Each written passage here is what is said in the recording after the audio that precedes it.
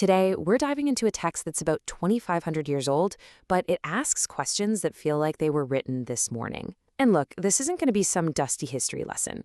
We're treating the Analects of Confucius as what it is, a practical, hands-on guide to building a good life. So let's get into it.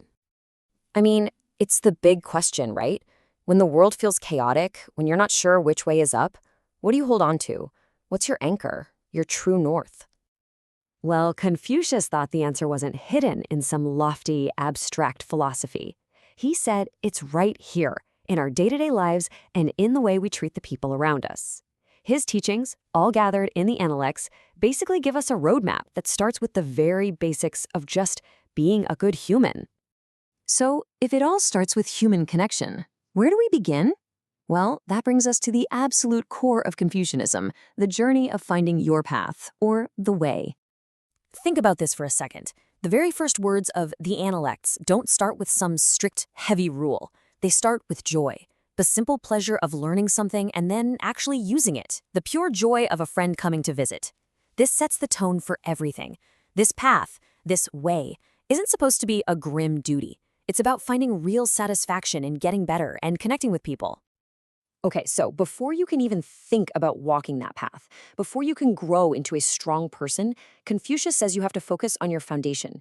I love this metaphor. Think of yourself as a tree. Before you worry about the branches or the leaves, you've got to take care of the roots.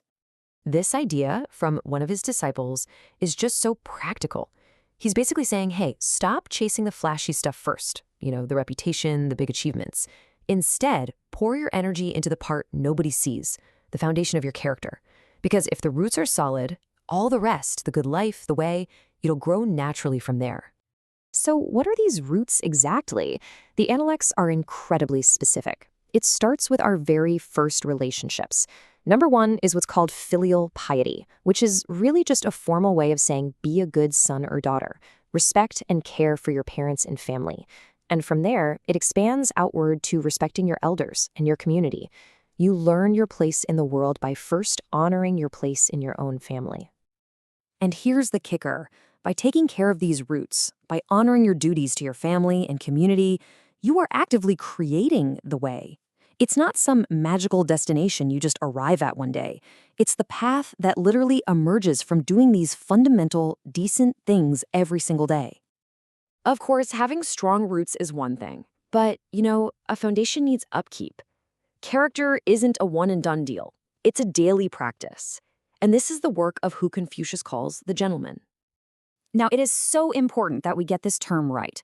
The gentleman, or jinzi in Chinese, has nothing to do with being rich or having a fancy title. In Confucius's time, this was a mind-blowing idea. He was telling people that anyone, no matter who their parents were, could become a person of noble character if they were willing to work on themselves. It's an ideal that's open to all of us. So how do you actually practice this? One of the disciples, Tzu, gives us this amazing, simple blueprint, a daily 3-question gut check. It's not about grand, heroic acts.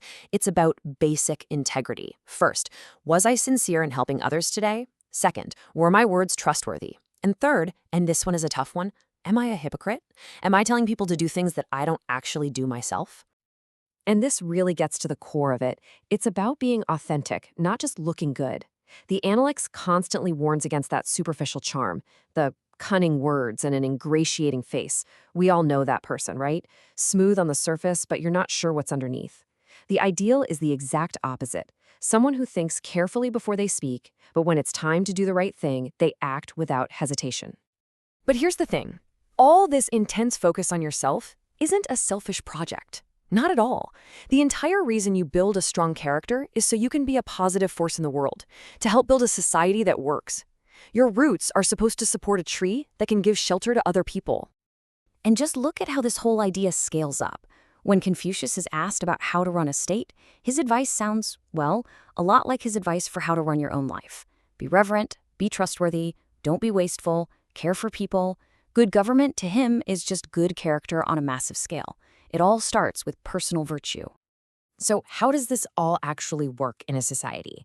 Through something Confucius calls the rights. Now, don't let the old-fashioned word trip you up. Just think of the rites as the social grammar of a good society.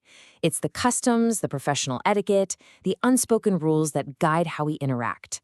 They're the structures that allow our inner goodness to actually come out in a constructive way. This is such a brilliant point. The goal is absolutely harmony. But, and this is a big but, you can't achieve it just by trying to make everyone feel good all the time. That just leads to a mess. Real, lasting harmony needs structure. It needs the rights, that shared understanding of how to behave to guide our interactions. It's this perfect balance between genuine feeling and proper form. And that leads us to this final, and I think most beautiful metaphor for this whole project of self-improvement. It's not a job you ever finish. It's a lifelong process of refinement, like an artist slowly, carefully working on a masterpiece. So, a student comes to Confucius with a pretty good take on virtue. He says, how about this? Being poor without being a suck-up, and being wealthy without being a jerk. And, that's a solid principle. Not bad at all.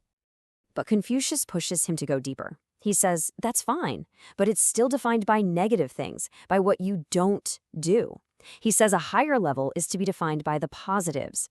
Don't just endure being poor, find actual joy in living a principled life. And don't just avoid being arrogant when you're rich, actively practice the rights and proper conduct. And this is the aha moment. You can almost see the light bulb go on over the student's head. He gets it. He connects the master's teaching to a line from a classic poem about craftsmanship. He realizes becoming a better person is a process of constant, careful work. It's about cutting, polishing, carving, and grinding away at yourself forever. And that, right there, is the heart of it all. This isn't about reaching some flawless final state. It's about embracing the process. It's about finding meaning and even pleasure in the daily act of trying to be a little kinder, a little more sincere, a little more trustworthy. The journey is the destination. We'll end with this final thought from the master. After this whole journey focused on looking inward, the ultimate lesson is to turn your gaze back out to the world, but with a new perspective. Stop worrying so much about whether other people recognize your talents. The real challenge, the real work of a good person, is to have the wisdom and the humility to recognize the talents in them.